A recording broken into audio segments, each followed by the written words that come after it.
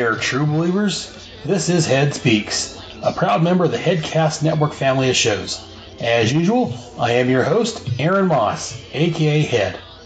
This is my mostly monthly Headcast, where I talk about comics, movies, role-playing games, TV shows, and anything else geeky that I want. So sit back and enjoy the ride. Let's begin. What height will hit on when the show is his head? And welcome back for this section for...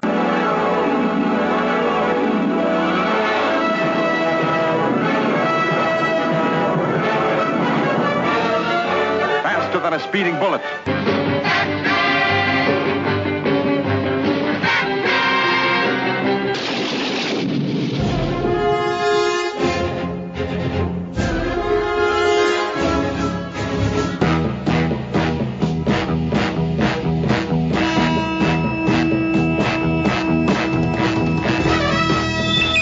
In the great hall of the Justice League, Spider-Man and his amazing friends.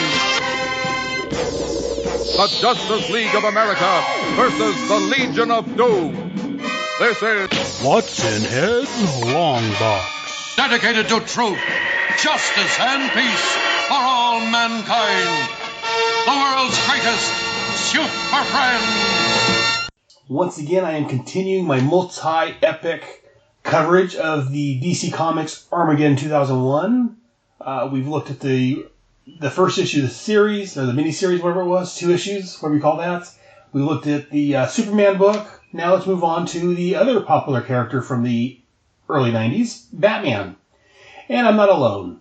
As I've been doing for this event, I pull in other podcasting guests and hosts to help me talk about this. I had Chris Franklin lined up, but he put a restraining order out on me. I don't know what's going on there. And I was going to pull in Ryan Daly, both of them from the Batman, the Dark Knight podcast, but he's busy being a chew toy for his new son, Snake Eyes Daly. So instead, I went and scoured the internet, and I've mentioned this group before, the Unite DC Comics project. My buddy Mag started up. Well, from there, I scavenged through there, and I found what I'm going to call a Batman expert for this episode. Help me give me a warm welcome for Mr. John Jack.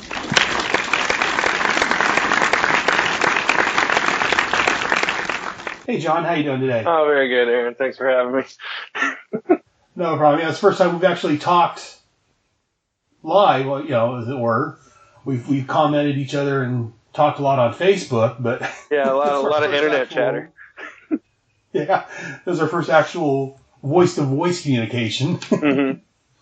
So, and one thing I didn't cover in our preliminary stuff, real quick, John, why don't you go ahead and tell everybody real quick, who you are and your love of comics, Batman, where you come from. All right, so I write for a comic book news and review site called comicwatch.com, as well as run about a half dozen Facebook pages for various heroes, as well as have a group called For the Love of Comic Books. And in addition, last year I read every single post-crisis Batman appearance, about 4,000 comics. And then right now I'm trying to speed run through all 1,000 issues of Action Comics for the 18th, which is when Action Comics 1000 comes out. I'm running a little behind because my phone broke on about issue 410 right now. I've read 410 issues of Action in the last 2.5 weeks. 10 days to go, so you better hurry up. And... Yeah. It's like, not that bad. It's 10 days. It's like 45 issues a day. I could probably do it if I really wanted to. Might just go over a little bit, because right after post-crisis, they did where Action, Superman, Man of Steel, and Superman all released in a wave to make continuous arcs across all 3 books. Right, yeah, they had the Triangle era, exactly. Which is one of my favorite.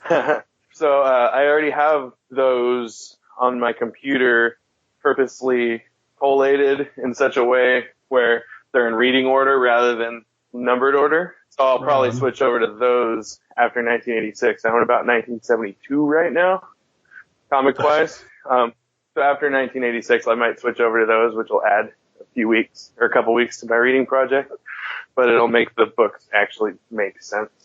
Otherwise, I'm just reading a third of each arc. which sounds terrible.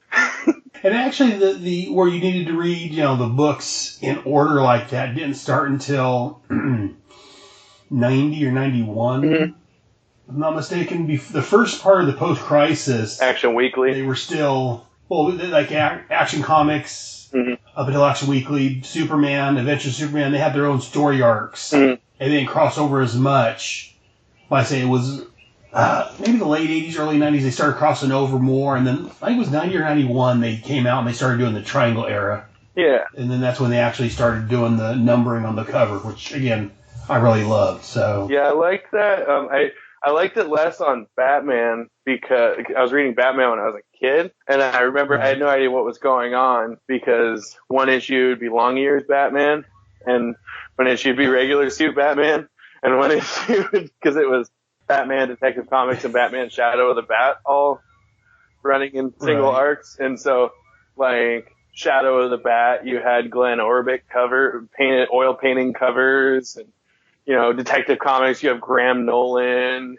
It didn't work with Batman very well. It works better with Superman because I think he's more consistent stylistically than Batman was at that era because they were pushing the Long Ears Batman really hard in the main Batman title, but not in the other two Batman titles. So you have arcs where one out of the 3 issues he'll be Long Ears and super saggy and stuff, and then just normal the other 2 issues. And as a kid, I had no idea what was going on. Now as an adult, it makes still not really sense, but I at least understand why they did it. Yeah. Right. Well, I'm glad I finally get to talk to you in actual person, and as it were. And again, since you are mentioning Batman, we are here to talk about the Batman Annual, which came out in 1991. This is part of the Armageddon 2001 crossover.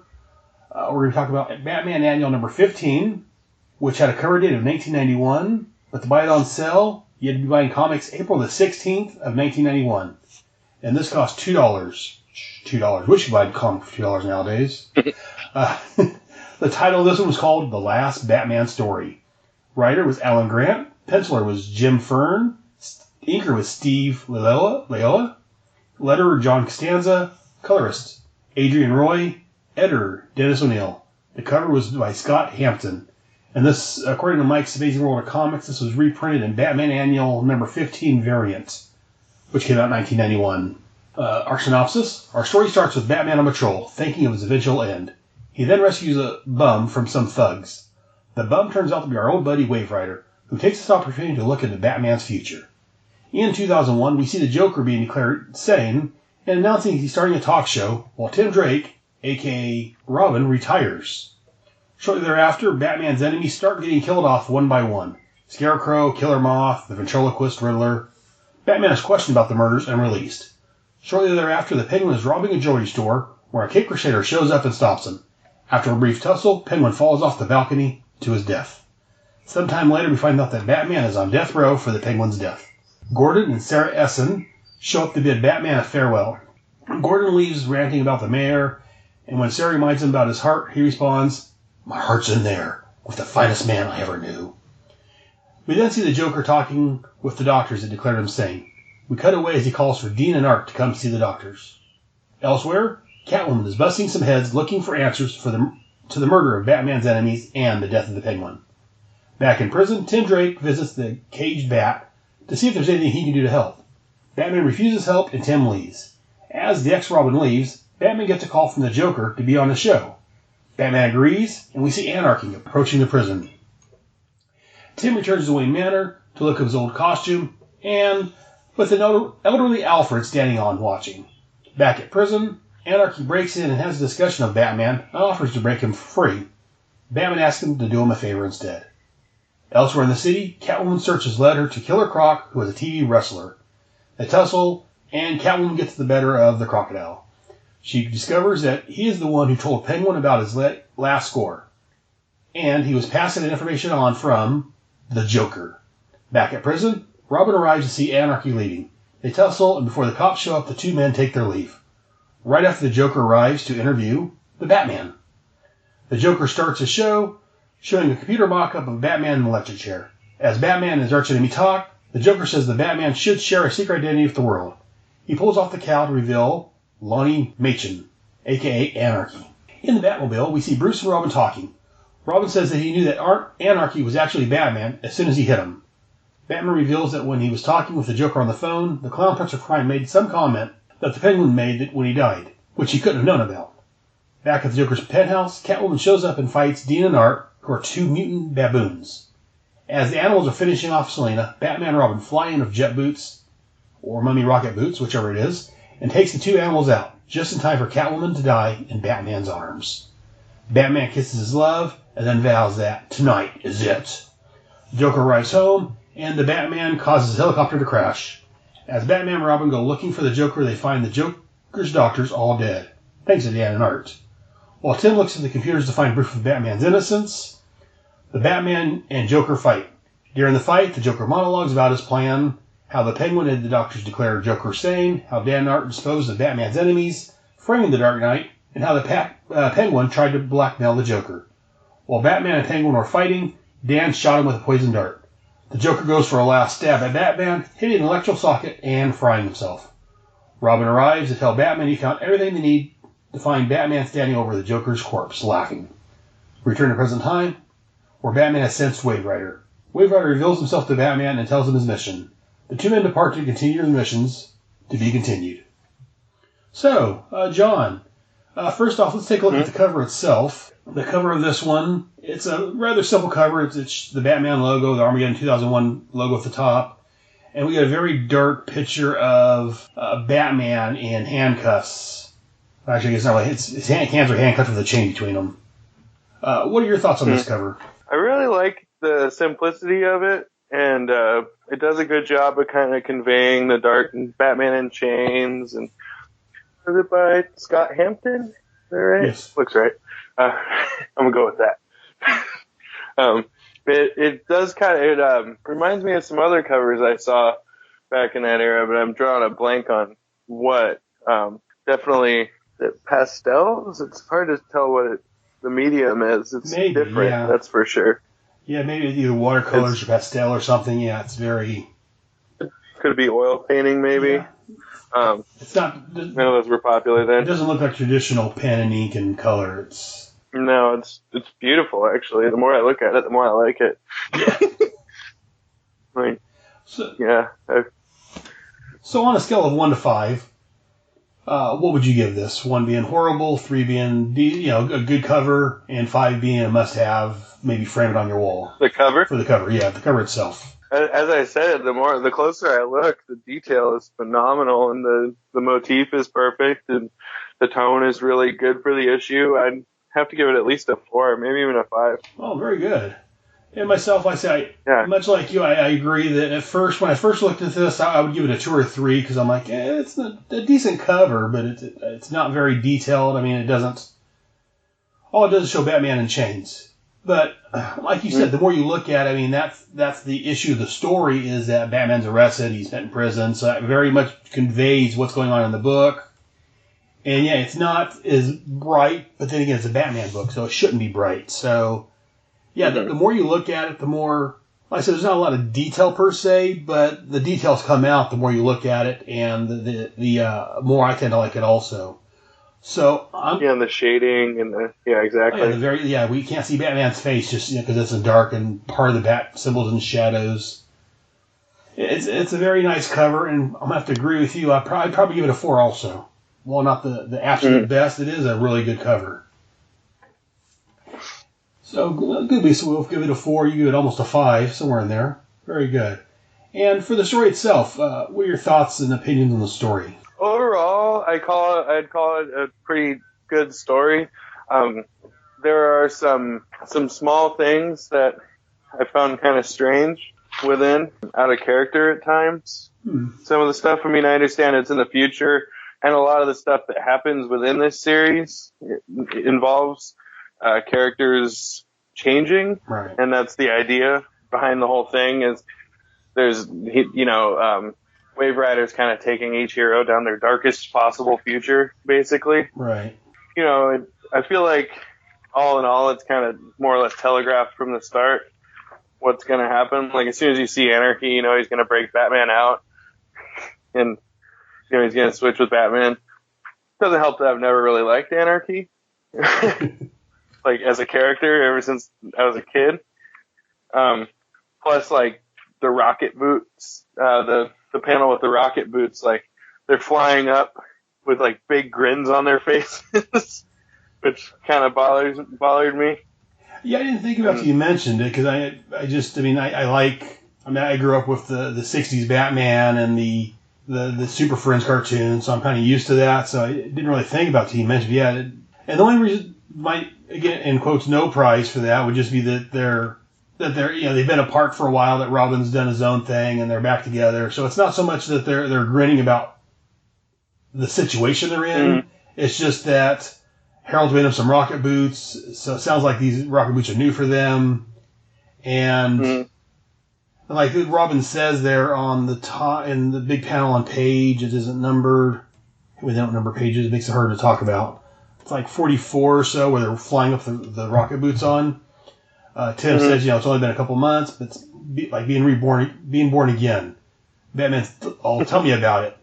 So I think it's just the fact that they're together again is why they're smiling. It's just to show that they're, I don't know if I use the word happy, but the fact that they're happy that they're, the Batman and Robin is back together again and they're flying into battle. So, but I can see what you're talking about, that it is a little odd that they're smiling as they're off to fight. I do think it's funny that both of the Batman one-shots, Tim is still in his Robin costume from 1988, and he's like 35. Yeah, no, that's what no update whatsoever. I'm trying to remember who I talked to somebody about. I think it was when I talked with Michael Bailey and Clinton Robinson on Outside of Reality real quick. I recorded both of their Superman comics, the Superman and Action Comics, and one, I forget the one I released, or the other one, the Justice League, was the Justice League International at that time. And like one of them commented, it's kind of funny that 10 years in the future, while things have changed, the Justice League was the same lineup for the most part it was then. Like you said, Robin's still in the same costume he had on. They didn't really update the costume any. Yeah. I mean, Superman got an updated costume in his. Right. With the collar chain. Batman and Robin are both, these are pretty much, if you took this panel by itself, if you didn't read this series, this annual, you wouldn't know this in the future, really. You wouldn't know you could have just been 1991. Yeah. And I can see maybe why they did it. They don't want to, I don't know. I would say they didn't want to alter the costumes too much because they want it to be recognizable, but on the other hand, I said, it's hard to believe, especially the way characters change costumes, that they wouldn't have tweaked it some in the intervening 10 years. Yeah. Which, as we see in the Batman costumes changed radically, and it's went all black and it went to purple for a minute there, and because purple is blacker than black, according to some. That's what my comic book store guy told me. He said they went purple because they said that purple is easier to render in darkness, and it made it so he was wearing a darker shade of black, but it was actually purple. I'm like, that makes no sense. Purple is lighter than black. Purple is lighter than black. I can kind of see what he's saying, because if you have a black costume on a character that works at night, it's kind of hard to make out if he's all black where he's at. So I can see they went for the purple to give it that black look, but to still make it seen in a night scene. So I can kind of see what he's referring to. Yeah. I don't know. I also don't like the purple, like in the Rebirth suit right now, the purple on the inside of the cape. I do not like it at all. So it could just be me not liking Batman wearing purple. Well, just to put my cards on the table, I like... This costume is not bad. I was reading the detective one also, and that one, it's a slightly different costume color scheme. And that one there in the detective comic, which we'll get to in a couple of months, is more of the 70s, like a gray with like the blue pants, or the blue shorts and the blue cape. I personally like that one because that's the one I grew up with. Again, when I grew up, they went a bit more Aparo style. because I didn't read comics growing up for the most part. I watched the cartoons, did the coloring books and stuff, and that's the Batman I grew up with, almost Adam West. So I personally have I like that one better than the pure black or the purple, like you're talking, the New 52 one, just because that's what I grew up with. So. Yeah, exactly. And when I grew up, it was the 90s, and we had the black suit, and the purple suit was like late 90s, early 2000s, because they were trying to be able to put Batman in darker spaces. Yeah. I never liked it, even as a kid, even as a 12-year-old. Well, that's why I like the grayer suit with the yellow bat symbol on it, because you can do that in a nighttime scene. And I understand, realistically, yes, he would want to wear darker colors. He would want to blend in so you can't see him at night. That's his whole shtick. But for a comics medium, we need to be able to see him in the darkness. So I personally, and again, not only did I grow up with it, but I think the gray and the blue works better on a visual storytelling sense. Because, I say you don't have to fall back on, well, it's purple, but it's black. No, purple's darker than black. No, not really. like you said, it's not. Black is black, and purple's lighter than black. So I definitely agree with you on that one. That I understand why they would do it, but that's why I like the blue and gray Batman better, because white doesn't blend as well as night. It does make it easier for storytelling purposes to do a nighttime character if you can actually see the character. Yeah. Plus, I mean, it's Batman. He should be able to be wearing Dayglow orange and still sneak up on you.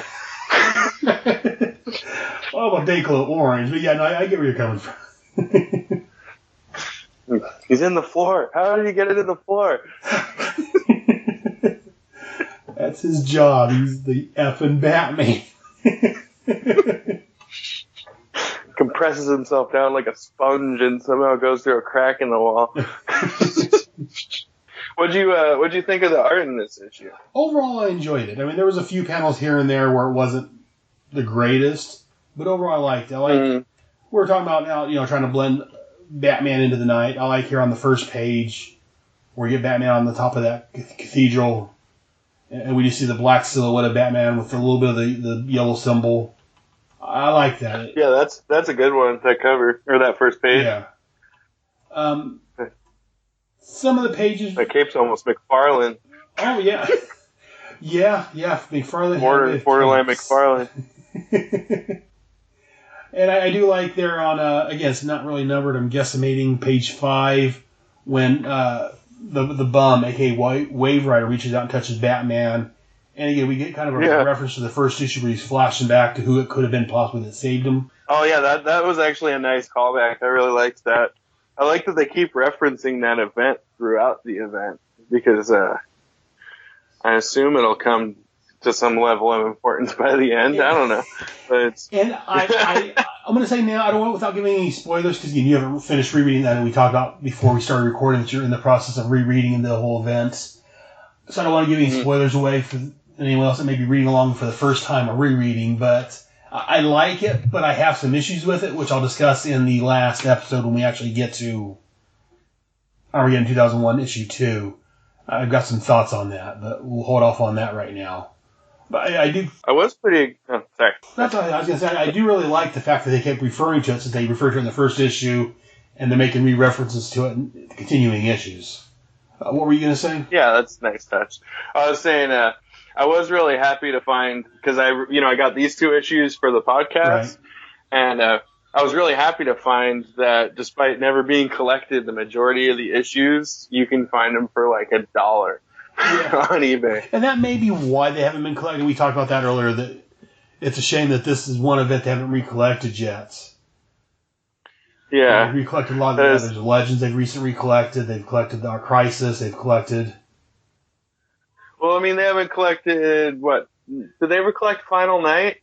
Yeah, I want to say they did. I don't have that, but I'm pretty sure they collected... I don't think I've ever seen a trade of Final Night. I have to check on that and see. I'm pretty sure they had that collected back in the 90s late 90s, I want to say. I think I saw it at a bookstore. That would make sense. But yeah, I haven't heard nobody like this event, Final Night, what was after it? Justice League International disbanding. Like the breakdown storyline. Yeah. None of that stuff. Maybe in the omnibuses they'll get to those. Right. What I've been saying, because what I've been saying for a while now is I would love it if the way they've done like New 52, everything's in numbered trades. Rebirth, everything's in numbered trades. I'd love it if they just start post-crisis and do just maybe one a month of, right. You know, like just 10 issues at a time and freaking 40 trades. Bam, you've got every issue of post-crisis Batman.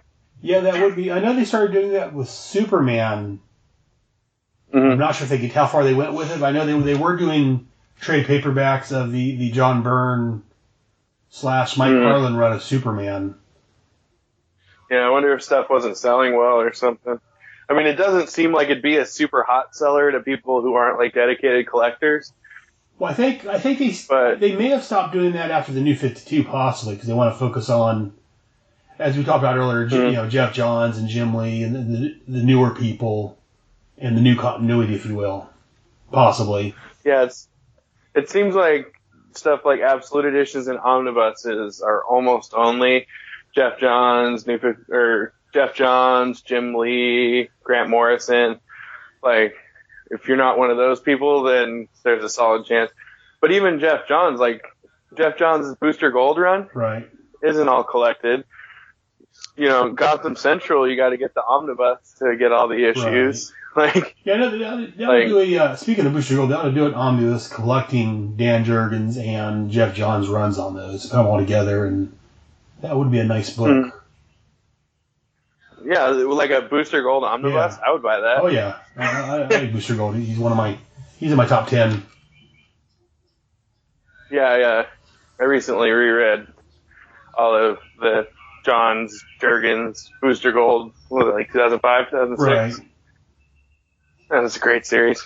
Yeah, I bought that when it came. I started collecting comics like I've talked about previously in 87, 88, so I missed the original Dan Jurgens run on it, but I need to go back and pick up those and read those books, because I love Dan Jurgens and I love Booster Gold, so... Oh, yeah, no, that recent action arc with Booster was great. Oh, yeah. Superman, Booster Gold, Dan Jurgens, you can't go wrong there. Time's finest. Yeah, most definitely. Oh, man. But we were actually talking last night about Jurgens, because Robert Venditti is leaving Hal Jordan and the Green Lantern Corps, and we had a nice discussion over who could replace him, because since 2006... the two main writers on Green Lantern have been Robert Venditti and Jeff Johns. Right. So the name that kept coming up was Dan Jurgens. I would love to see Dan Jurgens write Green Lantern. Definitely, I would love to see. I'd love to see Dan on anything. I'd love to see him on a Green Lantern book. That would be really good. Yeah. If you're listening, DC, make that happen. Put Dan Jurgens on the Green Lantern. Well, Jim Lee, if you're listening to this. You're a great man, Jim Lee. I don't care what we said earlier. Repromote yourself, yeah. Take back it all. Put Dan on Green Lantern. But anyways, enough about Dan Jurgens for right now. Has nothing to do with this specific issue of Armageddon 2001. Batman actually, Dan Jurgens has a lot to do with Armageddon 2001, but not this particular issue. He's not involved in this one. That's what I was saying. Not with this particular issue of Armageddon. Okay, yeah. So, what do you have other thoughts on this issue? Do you have any other opinions or anything that you want to mention? Well, I really like the page that's opposite of the one we were talking about last, with Batman getting sucked into the future, or him sucking into Batman's future. Yeah. It's almost like a Dormammu versus Eternity, Steve Ditko, Doctor Strange. Yeah. Yeah, I can definitely out of nowhere. see that. Just full page. The Batman going in. Oh, I do really like the way the Joker is portrayed in this book, like art-wise. Right. Like, it's a very good Joker who, Joker looks really good in all the pages. I think my favorite of his, I'm trying to find it, is the one when he's walking into the jail. He has the can and it says canned laughter. Oh, yeah. And he says, won't be needing this, and tosses it over his shoulder. That's a great shot of the Joker. Yeah. No, that's the shading on it's just perfect. Yeah. Kind of towards the back. Yeah. Yeah, no, I mean, overall, I'd probably give this story a 4, I think. The Catwoman dying out of nowhere was kind of funny. And then that shot where Catwoman dies in Batman's arms might be one of the worst drawings of Batman I've ever seen. Yeah. I say overall it was good artwork, but yeah, there are some pages where, and that's how I started to say earlier, who got sidetracked and went off on another tangent. Yeah, there are some panels where some of the faces just isn't up to snuff. It's just not quite what it could be. The shot of Batman laughing after Joker dies is amazing. I might keep that one. And the shot of Joker dying is a good one. Yeah, that's what I was going to mention. When he getting electrocuted, his hair staying up on end, and he's like, ah. That's a great one. It's almost comical. Although I will say I'm a carpenter and I do occasional electrical work, and an outlet is not that it does not have enough power to fry you. Okay, so I wasn't sure. I'm not. And B, like poking a metal stick into one prong of an outlet would do nothing because you have to poke both prongs for it to work. Well, there you go. Unless he hit it hard enough to puncture and hit wires, but unless there was like a conduit wire for the whole building behind that outlet, and he stabbed straight through to it, nothing that's running through your house carries enough voltage to do that. Of course, that's kind of a bit like by design. Right. Your house does not have enough power in a light bulb for you to stick your finger in there and burst into flames. So the one unrealistic thing, which, you know, it's a comic book. It's meant to not be taken too seriously, I guess, but it makes for a nice visual, though. Even if it's unrealistic, it is a nice visual. Him getting electrocuted and just laying there all fried. So even though that couldn't happen. Although it's a pretty super duper specific nitpick that no one else probably would be bothered by. Well, yeah, if you're into that kind of thing, I could understand. You know, like I say I work for the IRS, so if I see things talking about the IRS and it being audit and things like that, and no, it doesn't work that way. So no, I can definitely understand where you're coming from. Another page I really like is I talked about the computer simulation of Batman being in the electric chair. It's like a 2/3 page panel on page that's 39 or so. Yeah, I really like the way that one's drawn. Even though it's not in... Yeah, the kind of purple tone. Yeah, it's not in color per se. It's in purples with the yellow background. It's a really nice page. Mm-hmm. Absolutely. And then I do like the page there. It's a couple more pages in when Batman pulls off the anarchy mask and him and Robin are driving away. And Robin's kind of smiling. Oh, yeah. Yeah, I figured out who you were. Yeah, although his jaw, the shape of his jaw in that shot where he pulls off the anarchy mask, it's like almost Frank Miller. Yeah, yes. Yeah, like I could see that. The squareness and like his eyes seem a little oversized. Again, Robin, just big grin on his face, like he just broke Bruce out of prison and they're going to fight Joker. Sorry, I just took a big drink of coffee. And again, I can see that because again, they're as I said earlier, they're back together again. He's got his buddy back. Batman's not going to go to death row. Oh, also the way he suits up in the car while the car is driving reminds me of Batman 42 of Rebirth, the one where the last issue of the Poison Ivy arc, when Harley and Batman drive from the hospital, and then Harley says, Batman's got a machine in his car that puts his pants on. Batman's crazier than any of us. So that Poison Ivy Star I wasn't a big fan of, so I don't know if I finished reading that one yet. Oh, I hated it. But yeah, I read the first issue, funny. And I tried reading probably the issue you're talking about. I kind of skimmed through. I'm like, it's not doing anything for me. Yeah, that one joke was the highlight of the entire arc. I may have to go back and reread that issue just for that story, for that joke. It's like the next to last page. I'll check that out. Thanks. Yeah. Because I've never been a fan of Poison Ivy. So. Yeah, she's okay, but yeah, I'm not a huge fan of her either. So, like I said, the story just wasn't doing it for me. Also on page 40, I'm going to call it 43 or 44, when we talked about this briefly, where they're flying with the jet boots. In my reference, my synopsis, I called them mummy rocket boots. That's a reference from Superman comics from the early days of the from Crisis to Crisis era Superman, when there was a mummy. It was like issue 5 or 6 of the relaunched Superman book, and Lois Lane was overseas somewhere, and they found a robot mummy with rocket boots. So it's something I picked up from Jeffrey Taylor, I think it was, over on the From Crisis to Crisis, the Superman podcast. They referenced the mummy rocket boots. So whenever I see rocket boots, I think of that. They are like, it's pretty funny that, this is like a kind of gritty, realistic book where Batman's condemned to death, and then all of a sudden, rocket boots and baboons. But the rocket boots, because it is futuristic, and baboons, well, it's a Joker story. Yeah. It's just out of nowhere. It's like a grim, gritty, Joker got one over on Batman, and then rocket boots and baboons. Well, I love the baboons with the berets with the picture of Joker on them, though. Yeah. I was just looking at that. I'm a little surprised they didn't make them like mutant hyenas or something, since it's the Joker, but... He's had baboons before, I think. Yeah, and baboons are probably the more the comical, if you will, of the monkeys, the ape franchise, so... Oh, no, probably top 3. I think giant chimps are funnier. At some point, the Joker's going to learn not to ride in a helicopter. I mean, in the death in the family in the Batman comics back in the late 80s, Batman took it down in a helicopter with the Joker in it. He took him out here. In the Suicide Squad movie, he was taken down in a helicopter. You think at a certain point, the man would learn to stop riding in helicopters. He doesn't. I mean, in fairness, I'm pretty sure in comic books, riding a helicopter is basically a death sentence.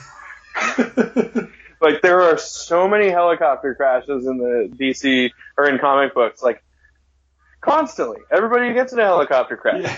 Like, literally. Oh, like, I read his Action Comics issue literally yesterday that involved a helicopter crash. Probably like 403 or 404. Oh, okay. Helicopter crashes are commonplace. More so if the Hulk is involved. Oh, yeah, the Hulk involves everything in a crash, but... I've always figured if you're on, like, the Army's shit list, then you send the Hulk, them after the Hulk in a helicopter.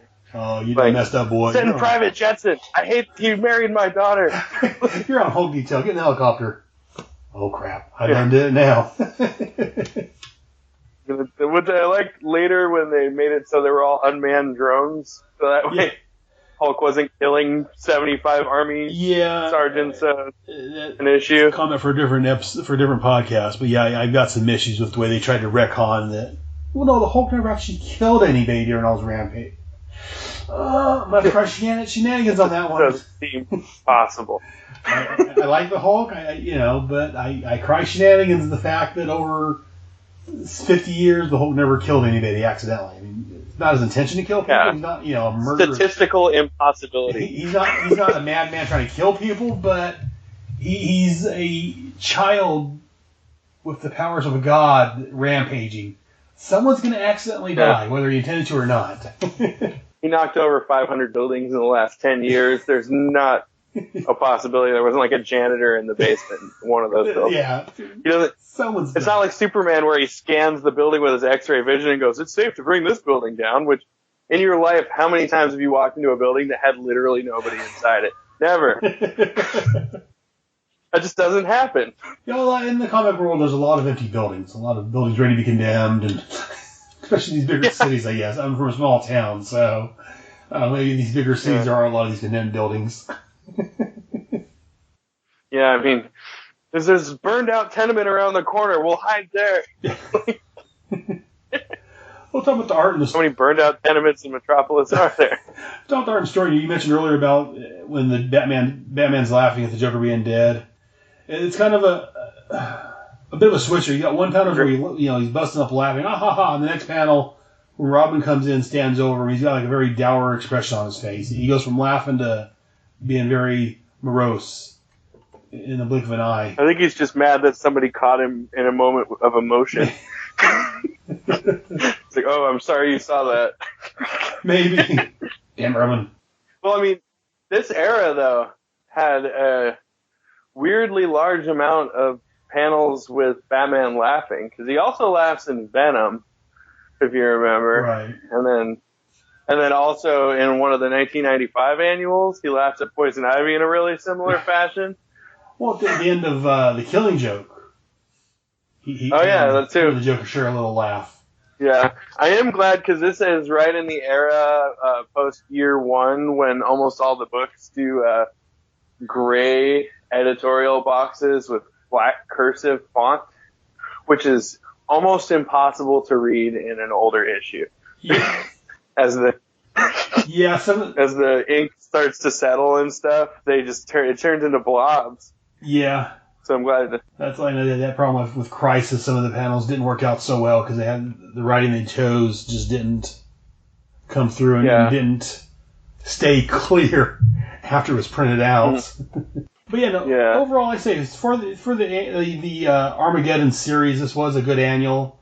Overall, the artwork was, I say, except for a few panels here and there. Like I say, the panel, like you mentioned earlier, Batman standing over Catwoman's corpse, with his mummy rocket boots on, saying, "This is it, Joker. Tonight is it." That's a little odd looking. Yeah. A few other panels, like we mentioned here and there, that the panels just aren't quite what they should be. But overall, it was a great book. I thought it was a great story. Right there it is. That's that panel you talked about earlier. If the Joker throwing that can, laughter away. Take it from me. We won't be eating this. Ha Yeah, that was a great shot. Yeah. I actually really liked the shot of one of the baboons shooting Penguin with a blowgun dart, too. Oh, yeah, there near the end. That was a weirdly fantastic shot of a baboon with a blowgun. Yeah. Which I don't know how you would find that for reference material. Another panel that I really like, I was just scrolling through real quick looking for it. There's two panels I wanted to mention. There's the panel where Batman's fighting the Joker. Mm-hmm. And the Joker's already to die. It's like on page 10 or so. When Penguin falls off the roof and Batman jumps after him. Those last couple panels there, I like those panels. Something about that it screams like Jim Aparo artwork to me. That panel where Penguin's dying. You've killed the fairest bird of all. And Batman's looking horrified. I just like the way that panel's laid out.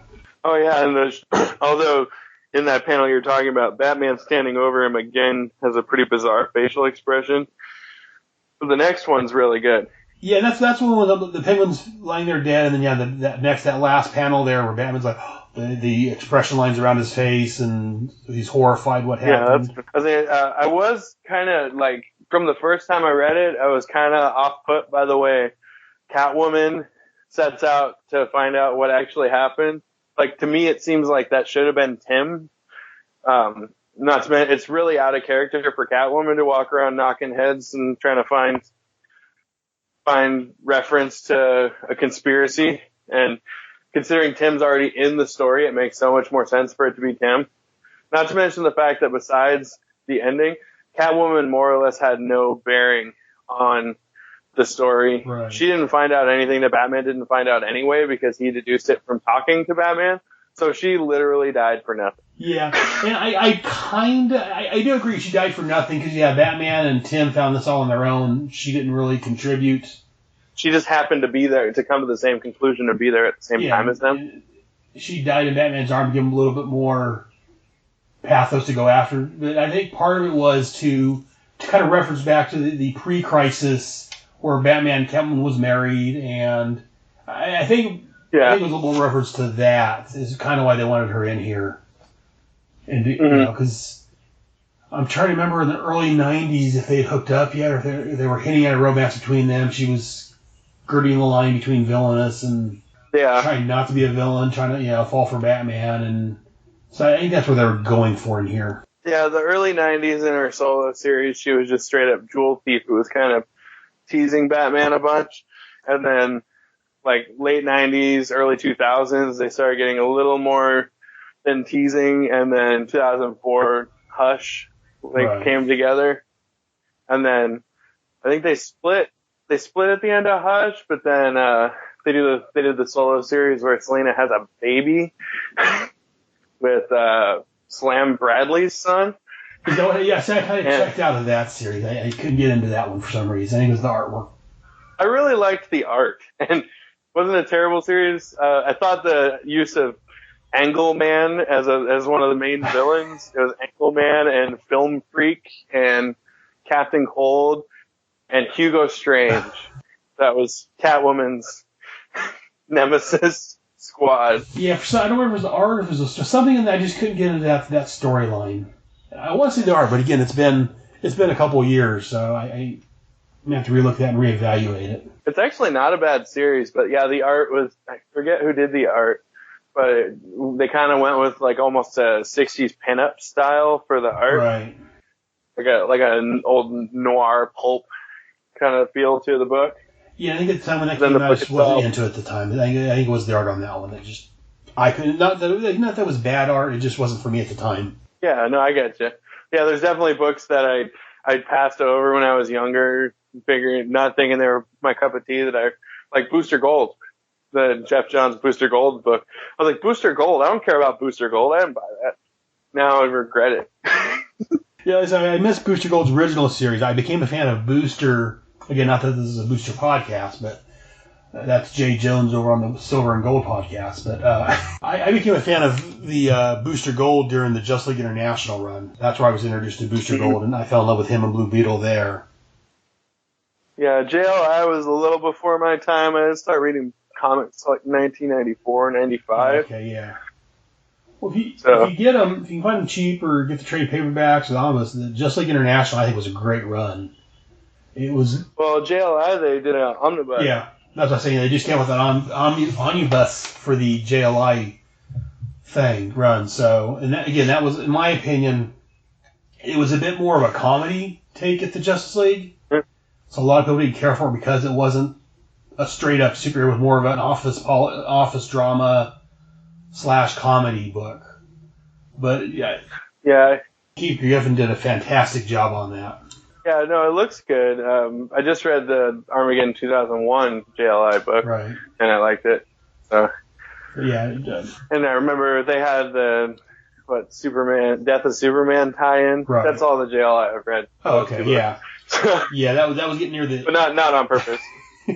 Yeah, the Death of Superman was getting near the end of the JLI classic run, and they were about ready to change from there over to a more traditional Justice League at that point. Yeah, the Justice League International when it came out of Legends in '87 for like 5 or 10 years, whatever it was. I forget how long it ran, but yeah, the Justice League International, it started out not quite as funny, and within a few issues, the humor started coming in, and yeah, by issue 8 or 9, 10, it started picking up the jokes more, and it became more, well, it wasn't a completely comedy book. There was a whole lot of comedy in that. That's where the classic BWhahaha came from, was that book. My buddy, The Irredeemable Shag, has a podcast called the Justice League International BWhahaha podcast, where he's looking at each issue, and that's a great podcast. Oh, nice. Yeah, if you haven't read the book, you may want to check that out. Like they spoil things and they talk about it, but I think Shag, he's doing what I'm doing on this, kind of where I stole this idea from. He has different guests on every episode. He had me on for the Just League Suicide Squad crossover. Oh, yeah. But yeah, the crossover I was on dealing with those two books. That's a great podcast. It was a great book. But I guess I should stop plugging other people's shows and continue with mine. I get sidetracked like that. That page I wanted to mention was the one page, I'm going to call it page 15, where Gordon and Sarah's visiting Batman in jail, and they're sitting there, and Gordon's kind of hug it out. Yeah. I like that, even though it's kind of sappy, kind of corny. I like that panel. And then when Gordon's leaves, like, damn it, Sarah, my heart's in there with the finest man I ever knew. Again, totally. Kind of sappy, kind of corny, but I like that. And like I say, Batman and Commissioner Gordon are best of friends. It was never said that Gordon knew who Batman was, but it was hinted at. There was references here and there. I want to say around Detective 600, maybe. Gordon made a comment that made me think that he knows who Batman is, but he's turning a blind eye just because it's Batman. I will say the whole page, about midway through, but when he gets the phone call from Joker, Right. the second page of him getting the phone call from Joker, the panel where he says, "Why don't you come around?" where he's got that little sly smile. I really liked that. That's a great panel of him. And I also, story-wise, really liked the police officer Yeah. coming up saying, "You helped my kid a few years ago," and tries to hand him the keys to the cell and be like, "If you want to get out of here, you can." And he says, "No." Like, it totally makes sense to me that, like, as many people as he's helped, it's a good story touch to have some of them be like, you did right by me. I can let you out of here. You don't deserve to be in here. Yeah. Like that. Well, a lot of cops may not like Batman because he's doing things they can't do or won't do or whatever it may be. You got a point. Yeah, a lot of people do like Batman, even law enforcement, because he can do what they can't do. And like you said here, this guy's kid was running the street with gangs, doing drugs. And Batman caught him. Instead of paying him away, he hooked him up with some rich guy, Bruce Wayne, who paid the boys school fees. And I like the fact that Batman remembers him. Yeah, that's the funniest thing. I remember that striking me too. Is Batman remembers everybody by name. Leroy, I can't even. Some little black kid he found, doing drugs, running gangs. He turned over to Bruce Wayne in quotes. He remembers this kid's Leroy name from several. Leroy Schnod. I remember. Yeah. How's he doing? He ain't. He died. Killed in the oil war. But you did me a favor. Bummer. I'd like to return it. I like that. Thanks, Mr. Schnod. But running away wasn't Leroy's style. It's not mine either. Yeah. Yeah, that was a nice touch. And I really like it when in stories like this, like, if the hero gets jailed, it makes total sense that someone would be like, try to help him. Yeah. Like help all the people. Like, that makes sense to me. I remember during Bruce Wayne Murderer, I want to say, Superman offered to break Bruce out of jail at one point, which he said no until he was convinced of his innocence, and then he broke out himself, and then he did the thing where he renounced his Bruce Wayne identity and became just Batman until he went broke, and then throwing hubcaps at people. I don't know. And see, he wasn't so much opposed to the idea of getting out of jail because just a little bit later he switches places with Anarchy. As I say, I think he didn't want to break out at that point because he knew that possibly Mr. Schnod, the guard, would get in trouble for it, and he didn't want that to happen. The way I look at it. Well, is that after? That's after he got the phone call from Joker, That's right? Yeah, that's because first I thought, well, maybe he got the phone call from Joker after this, but I got re-looking at it, and no, he hangs up the phone call with Joker, where the Joker says, "Why I killed the fairest bird of all," which is a comment that's after he knows that Batman. Yeah, Anarchy's. He knows that Batman, or he didn't do it. Anarchy's breaking in at that point. Mm-hmm. And I think that's why, because he sees Anarchy across on the top of the prison, so he knows Anarchy's coming in. So I think that's why he told Nod, not to worry about it. I'm not going to run. And his face on that page, the panel when he says, "Why I killed the fairest bird of all," it's like it totally is like he just realized something. Yeah. Like that's great right there. Like that whole phone call is a good. Oh yeah. Good close-up shot of his face. And see, then he realizes it, and then the next page, he says, "Yeah, come on over," because he knows exactly what he's going to do. Like that. Yeah. So that's the favor, because, they never say what the favor is exactly. Right. But he knows what Joker did, and then he asks Anarchy for a favor, and then swaps places with him. Yeah, Anarchy was always an anti-hero, if you will. He came across villainous because of his ways, but he was trying to do things for the good of the world, in his opinion. So I could see him swapping places with Batman. Mm-hmm. Well, he knows. I did think it was a little funny that Batman, after X number of days, is still sitting in the jail cell in full costume. Yeah, that's another thought I had. I forgot to mention. I forgot to put in my notes, but that's one thing that when I first read this again, I'm like, I don't know if they would let him sit in costume, especially when he's. Mm-hmm. Apparently he's already been. Armed to the teeth. I could understand maybe they let him stay in costume when he first gets arrested, maybe for But he's convicted. He's sentenced to go to death row, and they still have him in costume. You would think, again, I know it's not realistic, it's not real world, it's a comic book, but you would think they would take him out of his costume. Yeah, absolutely. Oh, also, another thing I just remembered that I noticed when I reread it just now is they say he's there because of the mayor's death penalty. Right. Which, that means the mayor imposed the death penalty? Like, is that a power mayors have? He's there because of mayor's death penalty. Like, the mayor imposed the death penalty on him. Yeah, I'm trying to think who would make that ruling. I know I don't know if it has to be the mayor. I think it's that's not a city thing. I think that's more of a state. Yeah, it's a state governor thing. Yeah, I think it'd be more of a governor thing than the mayor. I don't know if they just wanted to go for the quick make the mayor the bad guy, or if Alan Grant doesn't understand how these things work. Yeah, it's the same page. It's the panel before My Heart's in There with the Finest Man I Ever Knew. Right. Damn Mayor Toombs and his death penalty. And you know what? Honestly, I didn't even think about that until you mentioned it.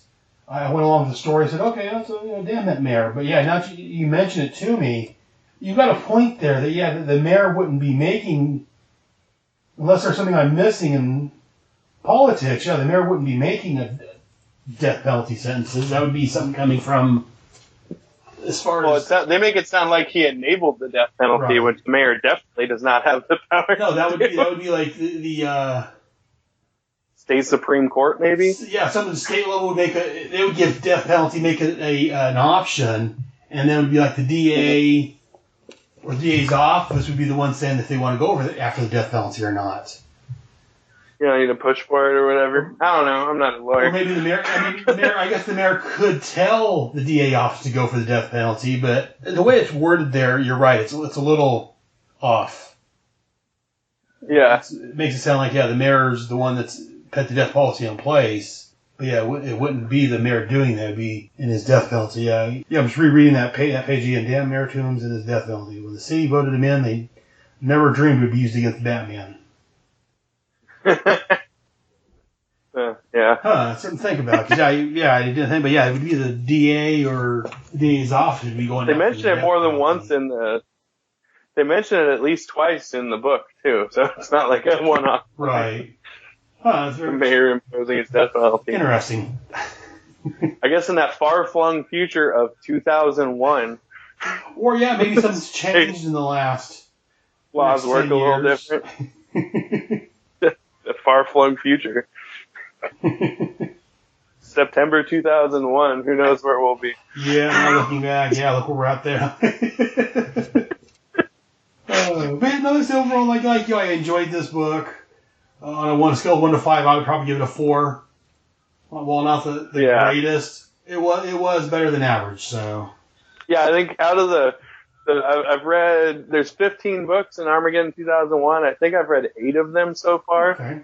And I'd call it one of the better ones. I liked the Superman one, but the Justice League one was kind of a bunch of vignettes about the various members of the league so that he could check all of them. No. I think this one was definitely a stronger story. I'll be into that Justice League one next month. It's good. I do think this one's stronger than the detective one as well. Yeah. Which the detective one I have all kinds of problems with. We'll get to that later. Yeah, we'll talk that in a couple of months. But out of the two of them, again, I'll have to reread the detective and make sure. But I believe this was the stronger of the 2 books. Yeah. But speaking of the detective one, another podcast I want to throw out real quick is some Australian podcaster buddies of ours. They've got a show, Waiting for Doom podcast. They started a series within theirs called the DCOCD, where they're looking at each episode of, or not each episode, but they look at each crossover, starting with the Crisis. And they're looking at each crossover within one episode, just a brief, as Shag would say, 10,000-foot view look at it. And they asked me for my thoughts on Armageddon 2001 since I'm doing this, so I sent my thoughts into them, and I think that's another podcast you may want to check out. It's part of it's part of the Waiting for Doom podcast, where they talk with the Doom Patrol. Mm. They've got a mini thing within there called the DCOCD, and they've released 5 episodes so far. They've done Crisis, Legends, the Millennium Event, Cosmic Odyssey, and Invasion. And they're working through all the different events in DC, and it's a great podcast, and they look at it briefly. And I brought that up because I was going somewhere with it, but yeah, like I told them, overall it was good. There was, it was a series overall. Some of the stories were better than others. Some of the art was better than others. Some of them wasn't quite so great, which we'll get into. But yeah, this was one of the better ends. I haven't really ran into any I flat out not liked. I'd call this crossover pretty good, actually, in terms of relatively large scale annual crossovers. Like, it feels stronger than like Final Night. It seems stronger than some of those other ones, Oh, no, I really like this crossover. That's why I'm doing a podcast. I mean, Invasion is higher up just because the Invasion was the first crossover that happened when I first started collecting. So that's got a little bit of sentimental value, but this is up there. This is a better crossover. Yeah, I remember the Invasion covers scared me when I was probably like 6 or 7. Well, they did their job. Yeah, see, I was 19, 20 when they came out, so I was a bit older. Yeah. So, yeah, I think Invasion was like 2 years before I was born. So like 86. Invasion came out in 89. Oh, okay, so I was 1. Yeah, Invasion, because Crisis was in 85, 86. Yeah, that's right. So it was like 90 or 90. It was 88. 88. Okay, so yeah, the year I was born. Okay, yeah. Wow, yeah, that's the year I graduated high school. That's cool. That's why I was just getting into comics, and so Invasion holds a special place just because, like I said, that came out when I was just getting into comics, and so that held a special place for me.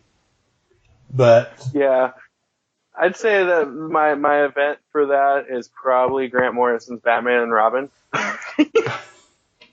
Give you a scope of. Maybe Grant Morrison's Batman run was when I was in high school. That was coming out, and I have about 60% of Grant Morrison's Batman run in single issues still, and most of his Batman and Robin run too. That I bought each of them the day they came out in 2008 or so. Yes, that's when I stopped buying comics in 2007 just because of finances, but I still found ways to read them online. But I liked early Grant Morrison. I loved his Animal Man run. I loved like Doom Patrol, things like that. But his later stuff, I'm just not a huge fan of. Anyway, so we've covered the event. We gave our opinions on it. I think that's going to do it for this time. John, do you have anything you want to promote? Do you want to tell anyone about? As I said, I write for comicwatch.com and do occasionally record podcasts for Comic Watch as well. I have a half dozen pages. You can find me at my group for the love of comic books and Facebook, or you can look me up, John Jack, ask me stuff, talk to me. I love comics, talk about comics all day. Definitely. That'll do it. All right, John. Well, again, thank you very much for talking with me, and we'll talk to you in a few months for Detective Comics. Yep. But great. Thanks, man. We'll talk to you later. Absolutely. Nice talking to you, Eric. Head Speaks will be back after these important messages.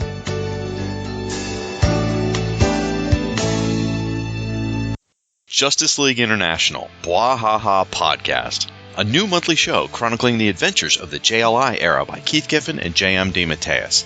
We'll be going issue by issue in release order, tackling the core Justice League title, Justice League Europe, and the quarterly book. Along the way, we'll take time out for special episodes covering various spin-offs, cartoon appearances, the infamous TV pilot, and much more. So join me in an ever-changing roster of guest hosts as we celebrate your favorite JLI members, such as Martian Manhunter, Batman, Dr. Fate, Black Canary, Fire, Ice, Maxwell Lord, Oberon, Captain Marvel, Rocket Red, Captain Atom, Mr. Miracle, Guy Gardner, Booster Gold, Blue Beetle, Nort, and many, many more.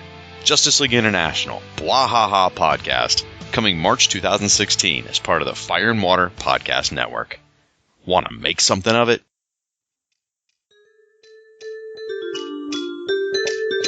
Hello, Paul. Hello, I am Dr. Herfenstaffner. Come in, please. Take a seat. What can I do for you today? I can't sleep. I can't focus on anything. The only thing I can think about is like DC events. DC event, as in the comic books. DC events. Yes, the comic book events. Ooh, interesting. Are we talking things like Crisis on Infinite Earths? Yeah, totally. That one, yeah. Infinite Crisis? Yeah, that one too. Oh, very, very. Invasion, maybe? Yeah, definitely. The Genesis? Not so much. No? Oh. Okay, well, I think it's really good if you talk about the things that are troubling you in your life. So maybe you should do a podcast about this obsession. What do you call this obsession? What do you think it is? I think you're a unique case. I've not seen anything like this before in my office. I'm going to suggest that you have what we call DCOCD. What? DCOCD? You are obsessive and compulsive about your DC events. I think you should talk it out, get it out of your system via a podcast. I will help you, my friend. We shall do a podcast together about your DC OCD. Oh, okay. I won't even charge you for it. Awesome. I don't think I can claim you on benefits. Yeah, it's good. When shall we start? I'll get back to you on that. I'll check my timetable. Cool.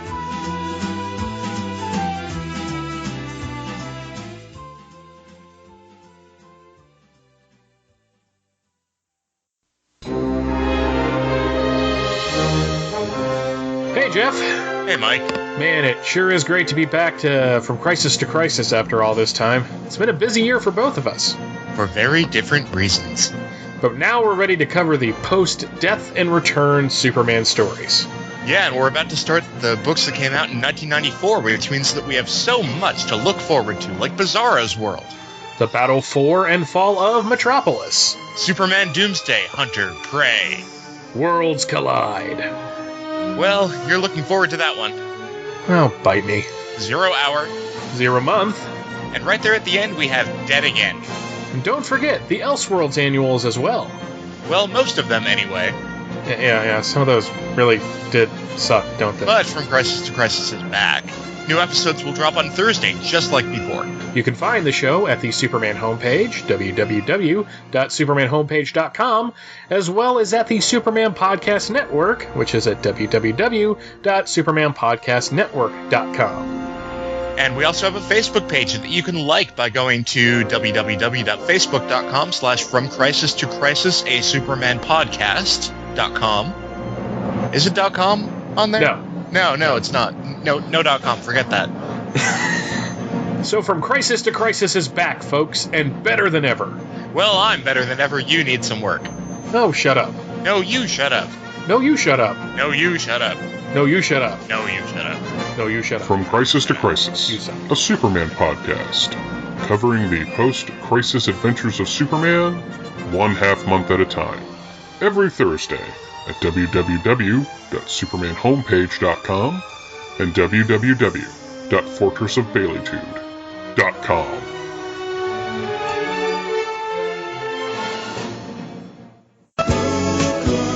And now back to Head Speaks.